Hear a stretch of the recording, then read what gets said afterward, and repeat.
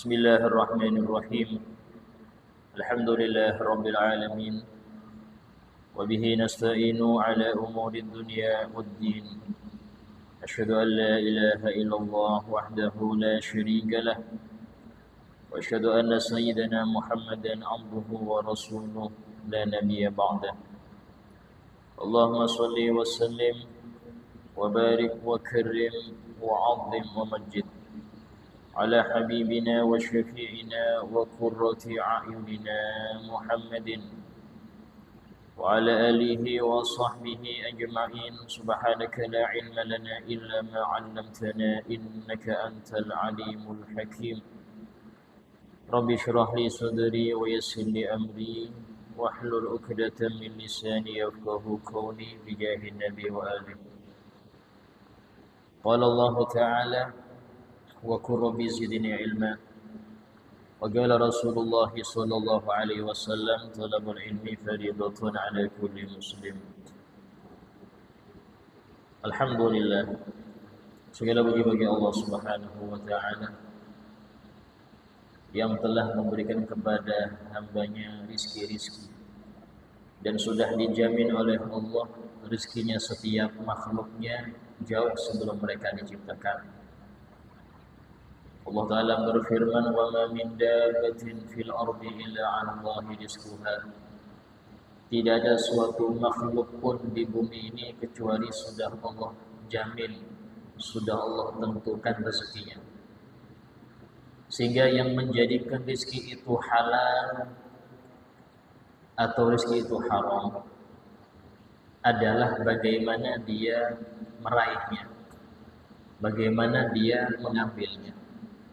Jika dengan cara yang halal, maka rezeki itu adalah halal. Tapi jika dia menggapainya dengan cara yang dimurkai oleh Allah, maka rezeki itu jadi rezeki yang haram. Sehingga tidak ada istilah sayang Ustaz, rezeki jangan dijawab ditolak. Padahal ini hasil gak baik. Ya rezeki betul, tapi rezeki haram. Bahkan jika ada seseorang yang dia ini mulai kecil diberi asupan haram sama orang tua sampai mendarah daging sehingga dia terbiasa yang haram, maka dalam hal ini ulama mengatakan fulan rezekinya sudah dia dapat, tapi rezeki yang haram.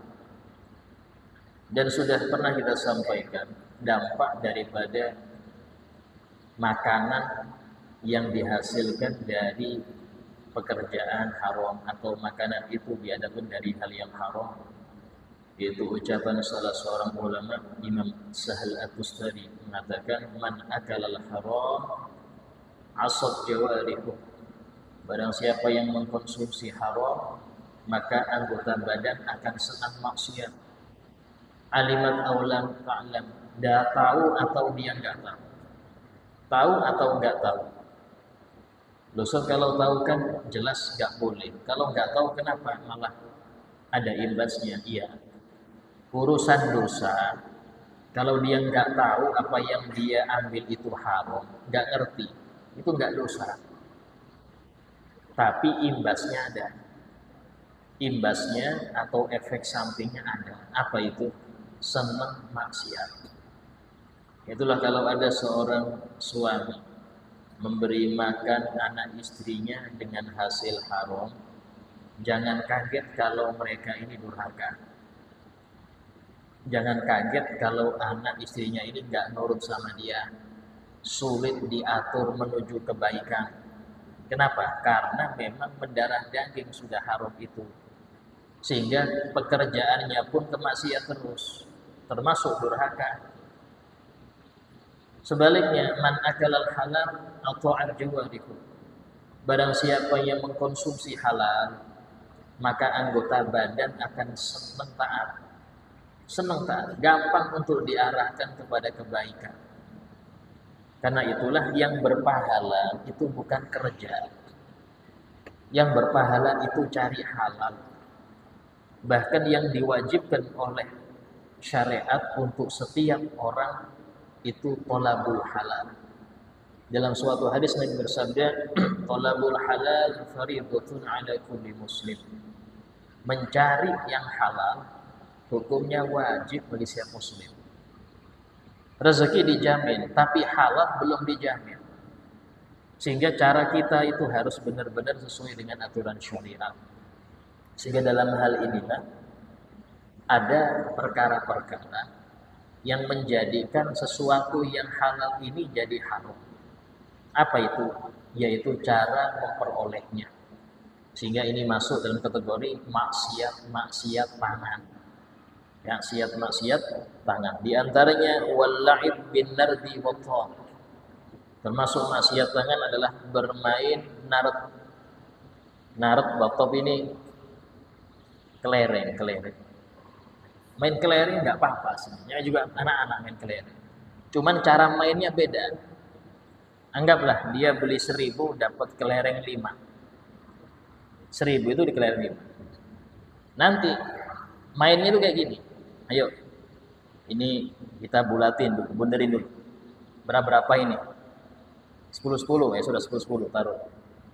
Sehingga nanti yang dia pinter main, yang bisa ngeluarkan kelereng itu dari bundarannya, dia dapat banyak.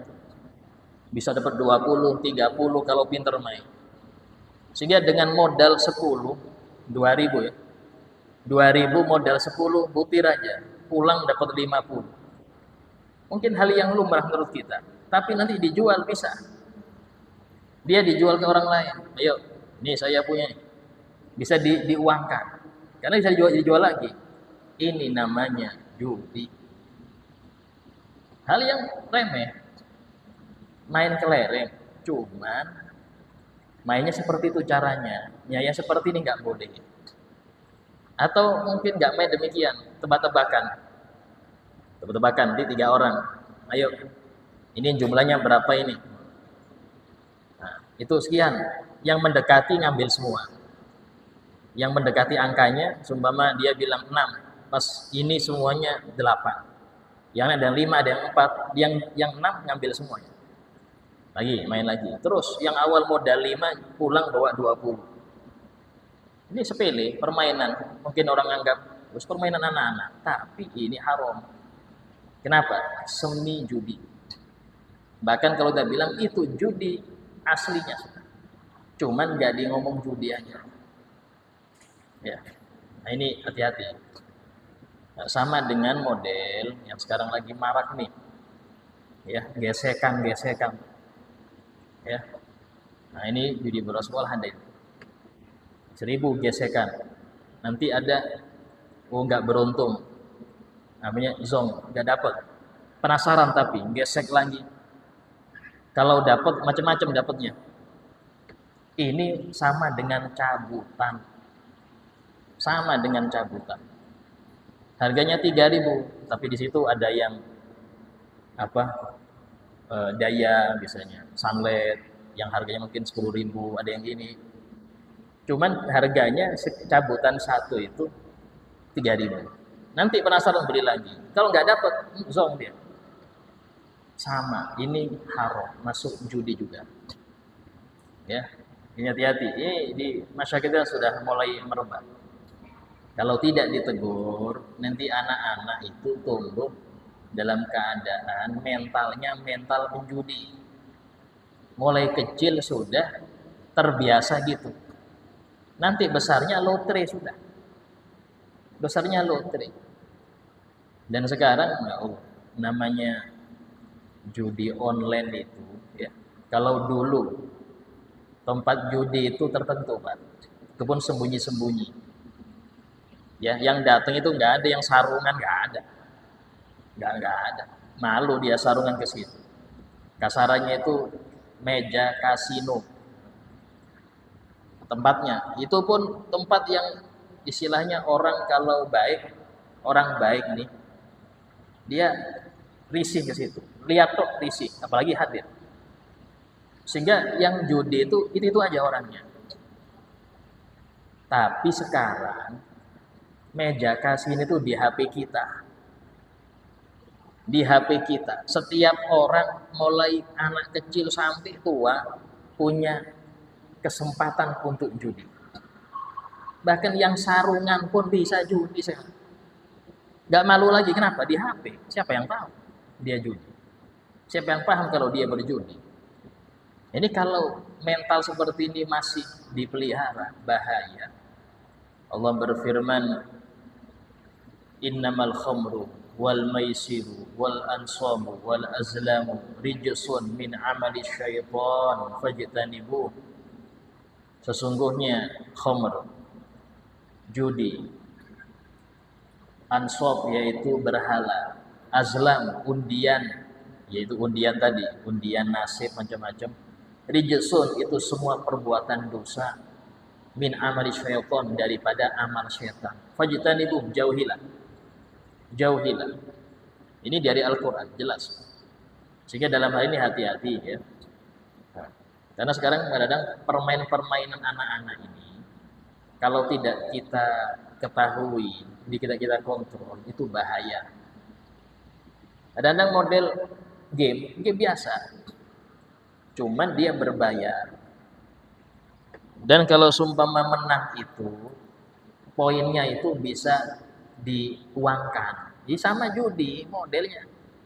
Bedanya bukan namanya judi online lagi, game online. Lebih halus. Ya. Nah, sehingga dalam ini hati-hati di dalam kita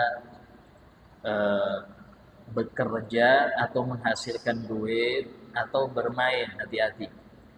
Karena hal-hal yang seperti itu ya menjadikan hasil itu haram. Hanya kena konsumsi haram. Ya, kita kasih duit anak-anak halal, hasil kerja keras kita dengan cara halal, anak-anak dipakai dengan cara yang tadi, dapat haram dia. Dia beli kue dengan itu, beli permen, masuk haram kita ibadah. Sehingga orang yang dia ini makan haram, itu sholat tidak diterima. Sholat itu nggak diterima. Tapi tetap wajib, cuman nggak diterima. Ya. Saking beratnya masalah makan haram. Kemudian wa kullu ma fihi kimar, dan segala perbuatan, permainan, pekerjaan yang di situ ada unsur judinya. Ada unsur judi, ya. Contoh seumpama lomba, perlombaan ini. Lomba biasa, Agustusan anggap. Cuman ada uang pendaftaran bagi peserta. Semua peserta harus mendaftar dengan biaya. Yang mana biayanya tadi itu dijadikan hadiah. Jadi hadiahnya itu dari uang pendaftaran itu. Nah ini masuk kategori judi. Karena nggak ada bedanya dengan taruhan. Taruhan ini. Anggap kalau taruhan kan 2 orang biasanya nih. Ayo, berapa kita? 100.000 aja ya. Yang menang ngambil semuanya. Itu taruhan. Ini modelnya sama. Ayo berapa kita? Yang menang ngambil semua. Tapi namanya hadiah. Nah, hadiahnya sekian. Tergantung berapa yang terkumpul. Ini judi, Pak. Sehingga hati-hati. Walaupun lomba-lomba model agama. Lombanya agama. Tapi kayak gini prosesnya bahaya. Ya. Nah, kecuali caranya biar gak ada jadi judi itu harus ada 1 orang atau 2 orang dari peserta yang mereka ini dibebaskan bayar. Gak bebas, gak usah bayar sampean. Tapi dia punya kesempatan menang yang sama dengan yang bayar. Kalau dia menang, dia ngambil. Maka ini cara biar gak jadi judi seperti itu. Ya. Ya, jadi di antara peserta yang ikut itu ada 1 atau 2 yang dia ini dibebaskan, nggak usah bayar sampean. Tapi dia punya kesempatan yang sama seperti yang bayar. Apa itu? Kalau dia juara 1 dapat ini, juara 2 dapat, kesempatan sama dengan yang bayar. Itu untuk mencegah tidak ada pengharaman. Ya.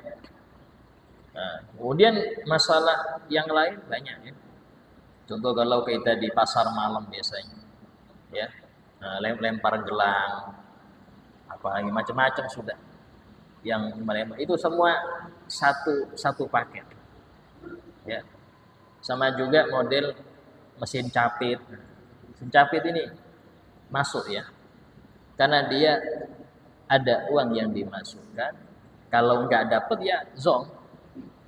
Tapi penasaran, bayar lagi. Yang seperti ini hati-hati.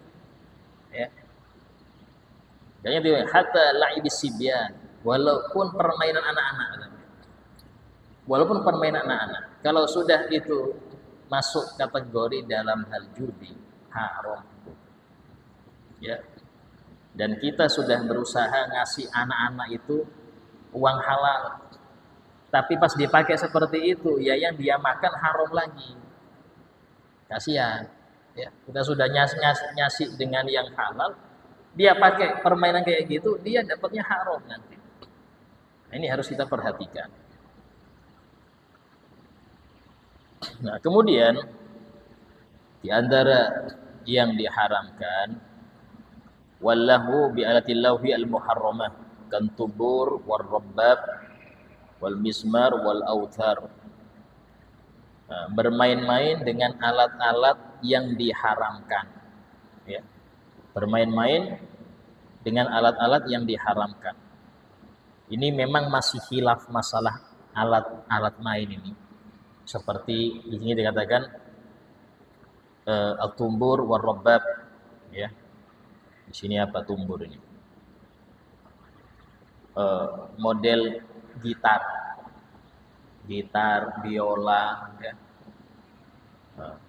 Katakan di sini wal mizmar, trompet, seruling ya. Apa itu? Saksofon, pokoknya yang istilahnya yang ditiup lah. Itu di dalam pendapat muktamad haram makainya. Ya, makainya itu nggak boleh.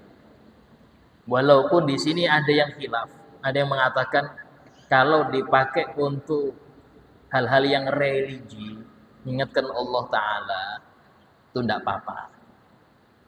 Ingatkan Allah Ta'ala tidak apa-apa. Ya, ini dalam hal ini masih khilaf. Cuman kalau kita mau pakai sikap hati-hati, tinggalkan. Dia rebana aja, cukup rebana aja lah. Rebana apa itu? Yang lain-lain tidak usah dulu sudah. Kalau masih para ulama itu masih menselisihkan hukumnya, itu masuk ranah syubhat. Syubhat itu diantara ciri-ciri syubhat, ulama masih berselisih di dalam halal haramnya. Tinggalkan. Ya. Kalau masih berselisih tinggalkan. Kenapa? Cari aman saja. Cari aman. Cari yang silanya sepakat ulama itu halal. Ambil. Ya, kalau masih remeng-remeng tinggalkan. Kemudian termasuk daripada maksiat tangan, lamsul ajnabiyati amda bi ghairi hail. Menyentuh perempuan yang enggak mahram secara sengaja tanpa ada penghalang. Menyentuh perempuan yang bukan mahram. Siapa yang mahram itu Ustaz? Sudah pernah kita bahas tuh. Perempuan yang mahram ini ada 3. Mahram karena nasab, ya karena ada hubungan darah seperti ibu, nenek, ya, saudara, kandung, seayah, seibu itu adalah mahram. Kemudian saudarinya ayah, saudarinya ibu, bibi ya, acil. Kalau istrinya paman tidak. Istrinya paman tidak mahram. Ya, walaupun kita panggil acil enggak mahram. Yang mahram itu saudarinya ayah atau saudarinya ibu. Atau ke atas, saudarinya kakek, saudarinya nenek. Kemudian keponakan, yaitu putrinya saudara kita atau saudari kita. Itu mahram. Kemudian anak putri kita. Putri kita mahram. Asal hasil halal. Alhamdulillah. Kalau hasil haram, hukumnya enggak mahram. Ya, sudah pernah kita bahas lama itu. Kalau hasil haram, hasil zina, ini enggak mahram. Ya. Kemudian cucu perempuan dari anak perempuan ke laki-laki. Itu yang mahram secara nasab. Secara nasab. Selain mereka nggak mahram, walaupun ada hubungan kerabat. Contoh sepupu perempuan, anaknya paman, anaknya bebek, nggak mahram. Ya. Kemudian saudari tiri nggak mahram. Ya, ibu kita menikah dengan duda, punya anak perempuan, maka anak perempuan itu sama saya nggak mahram. Kenapa? Karena nggak ada hubungan darah, saudara kandung bukan, seayah bukan, seibu bukan.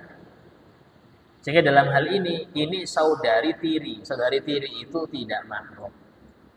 Ya. Jadi yang mahram secara nasab tadi. Kedua, mahram secara susuan. Seumpama si Z yang masih bayi, belum berumur 2 tahun. Ini disusui seorang perempuan, namanya Zainab. Perempuan ini bukan ibunya, disusui. ASI dia. Ya. Selama minimal 5 kali. Susui sekali puas, selesai.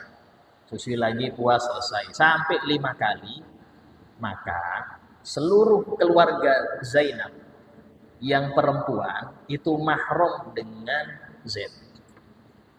Saudaranya Zainab jadi bibinya, ibunya Zainab jadi neneknya Z. Anak-anaknya Zainab jadi saudara-saudaranya. Bahkan semua perempuan yang pernah disusui oleh Zainab itu mahram semua dengan Z. Ini namanya saudara sesusu. Ya. Nah, adapun dari keluarga Z, ya, Z dan anak cucunya itu mahram dengan Zainab.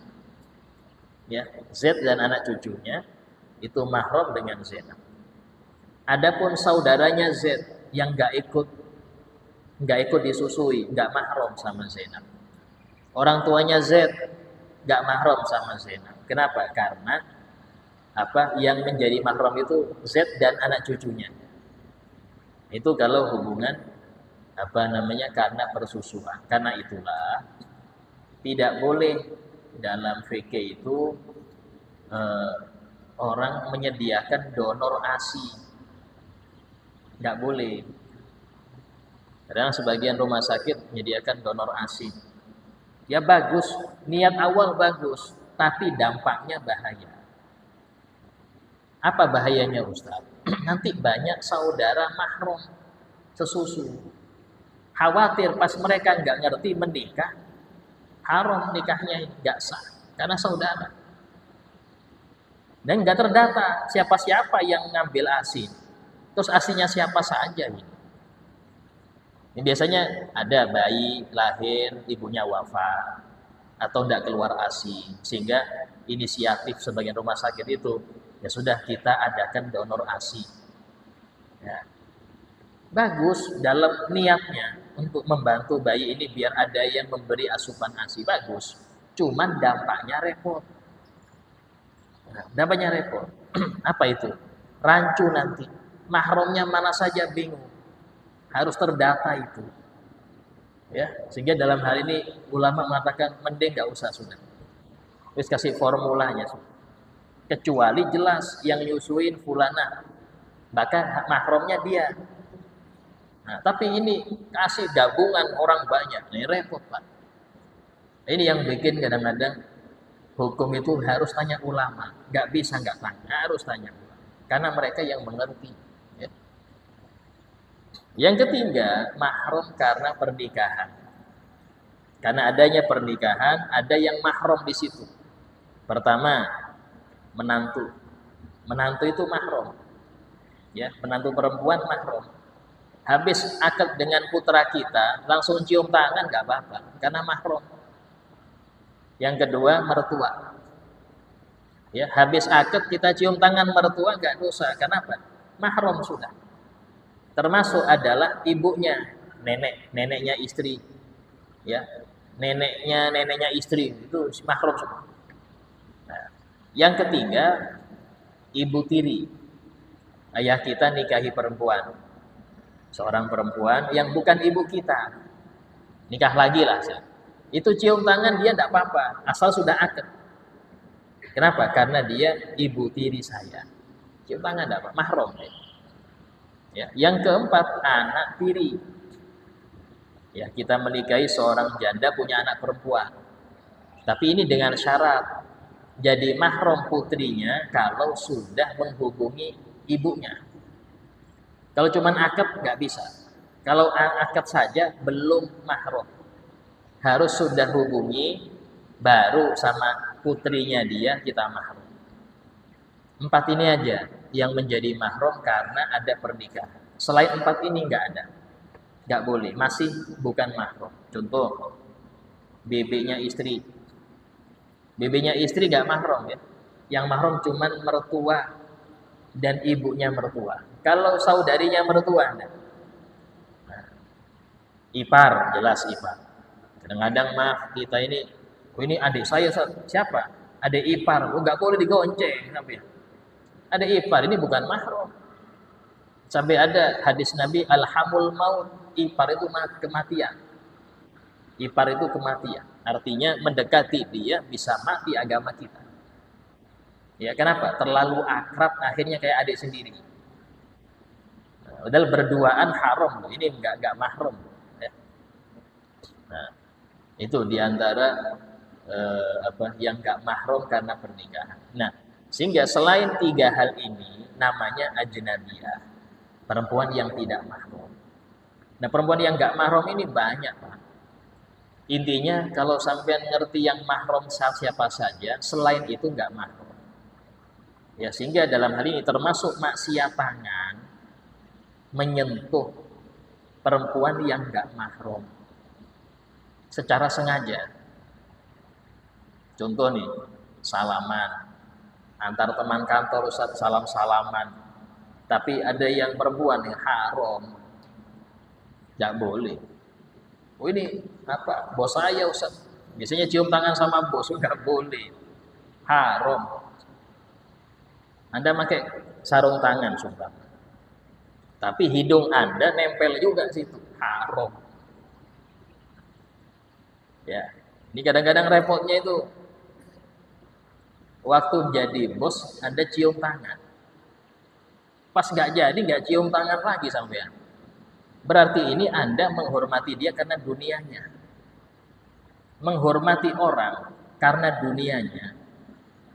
Masuk hadis Nabi, man tawadhu'a li ghaniyin li ghina, barang siapa yang merendah diri, cium tangan, hormat, kalau dia datang berdiri kepada orang kaya karena kayanya, kepada pejabat karena jabatannya, bukan karena solehnya ya, karena jabatannya. Coba dia lengser nggak dihormati lagi, itu hilang 2/3 agama. Dia punya agama ini 2/3 hilang kata Nabi. Tinggal 1/3, rawan dia. Kenapa? Karena dia memuliakan sesuatu yang Allah hinakan. Apa? Dunia. Dunia itu dilaknat oleh Allah. Terus Anda muliakan dia. Hati-hati. Hati-hati. Ya. Hati yang seperti ini banyak. Ya. Karena itulah sifat seorang mukmin itu tidak membedakan. Mau pejabat, mau rakyat, dia kalau memang ini harus dihormati, dia hormati. Mau orang kaya, orang miskin, dia nggak ada perbedaan di situ. Nggak ada perbedaan di situ. Termasuk ciri-ciri hati yang memuliakan dunia. Kalau dia merasa minder ketika duduk dengan orang kaya. Ini bos-bos semua nih, oh minder saya Ustaz, kenapa? Saya miskin Ustaz. Loh, berarti hati Anda memuliakan ahli dunia. Hati-hati, ini hati yang buruk loh. Hati yang berpenyakit loh. Kenapa? Karena dia menganggap yang punya duit itu mulia. Yang punya kekuatan itu mulia. Hati-hati, jangan seperti itu. Sifat seorang muslim gak demikian. Termasuk merasa hina ketika gak punya. Saya nggak punya nih, terhina saya nih. Pas punya, gagah dia. Oh, saya gagah rekening kamu, gagah dia. Ini hina berarti. Kenapa? Memuliakan sesuatu yang Allah hinakan, nggak boleh. Maksiat hati. Nah, ini sehingga dalam hal ini termasuk menyentuh itu salaman ya. Salaman dengan yang bukan mahram. Ini sering terjadi nih kalau acara apa namanya Idul Fitri ya, yang ramai, atau contoh perkumpulan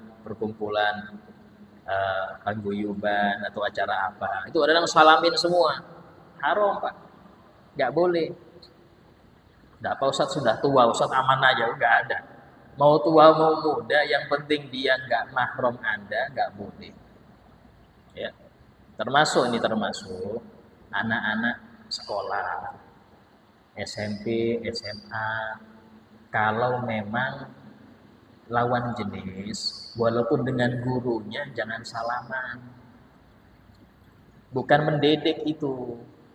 Kan pendidikan biar dia menghormati. Enggak seperti itu, hormat kepada lawan jenis. Kalau masih SD oke lah. Masih belum balik. Dia sudah balik enggak boleh lagi. Ya, ini pendidikan yang enggak islami. Apa itu? Itu tadi, semua murid salaman semua. Padahal lawan jenis. Haram, enggak boleh. Enggak boleh karena ada maksiat tangan di sini. Ya. Nah, termasuk juga banyak ya. Pijet. Nah, ini. Pijet urut kepada lawan jenis enggak boleh. Enggak boleh.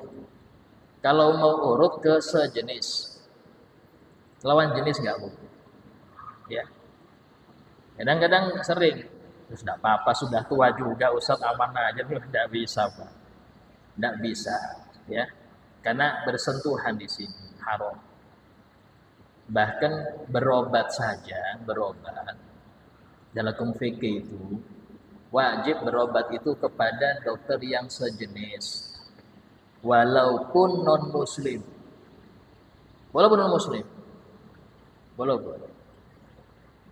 boleh ke lawan jenis kalau nggak ada lagi, sudah nggak lagi yang spesialisasi itu nggak ada lagi, ya.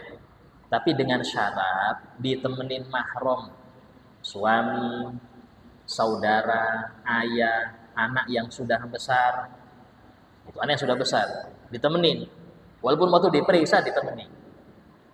Itu baru boleh. Kalau enggak gitu haram. Ya. Ini dalam hukum fikih, ini fikih ya. Bukan adab. Kalau adab kan sunnah, ini fikih kewajiban. Nah, sehingga bighairi ha'il tanpa ada penghalang. Atau dengan penghalang cuma dengan syahwat. Nah, penghalang sesat, pakai salamannya tapi ada syahwat karena masih muda yang disalaman ini. Nah, tidak boleh. Ya, selama ada syahwat nggak boleh. Walaupun pakai penghalang, walaupun pakai kain sebagai penghalang, tidak bisa. Kalau sudah urusan ada syahwat nggak boleh. Ya, sehingga dalam hal ini harus hati-hati. Karena itulah Nabi SAW bersabda, "Ma makhtala rajulun bimra'atin illa wa salima syaitan." Tidaklah seorang laki-laki menyendiri dengan seorang perempuan yang bukan mahram kecuali nomor tiganya setan. Bahkan Nabi bersabda, "La yakhluwanna ahadukum bimra'atin walau an yu'allimahal Qur'an." Atau kama qala. Jangan sampai seorang laki-laki menyendiri dengan seorang perempuan yang bukan mahram walaupun ngajari Quran. Ngajari Quran nih. Les Quran.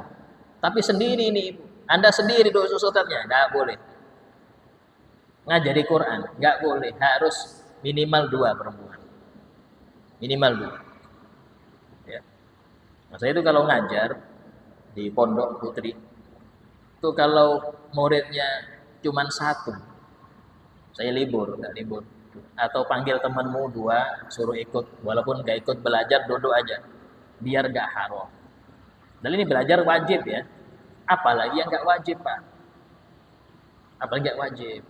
Ini yang wajib, belajar ini wajib. Tapi kalau sudah berduaan laki perempuan yang enggak mahram, nggak boleh, diharamkan. Apalagi yang bukan wajib. Nah ini. Au bisyahwah, ya, atau dengan syahwat walaupun dengan sejenis. Nah ini. Nyentuh sesama laki-laki tapi syahwat. Ini ada kelainan berarti ini. Haram. Haram. Ustaz kok bisa Ustaz? Ya maaf. Kadang-kadang itu ada anak kecil ya yang belum tumbuh janggut, masih belum balik. Itu saking tampannya lebih dari perempuan kalau dijilbabin. Kalau dijilbabin itu lebih cantik dari perempuan. Dan laki-laki ini. Itu kata ulama, nyentuh dia makruh. Kalau enggak syahwat. Bahkan sunnah wudhu. Anak kecil, sunnah wudhu. Bahkan kalau sumpama bikin fitnah, ya itu enggak boleh taruh depan, taruh belakang. Sehingga enggak sampai kelihatan oleh kita. Dari sinilah, kalau ini dilanggar, ya aturan ini dilanggar, muncul pedofil.